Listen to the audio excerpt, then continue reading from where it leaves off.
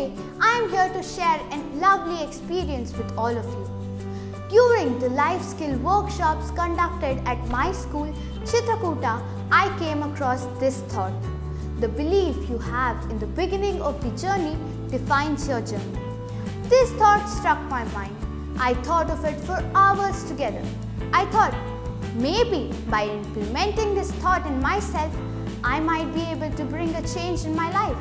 So, I started every journey, maybe my day, my food, my homework, my project, with a very positive belief. A positive belief brings in a positive journey, and that is what I experienced.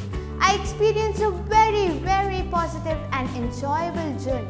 I did each and every work with all positiveness and happiness, and I made sure each of the work was completed with happiness.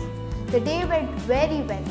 I would like to thank my school and Deepak Shinde sir for attending such beautiful workshops which have helped to make me understand my mistake and improve myself.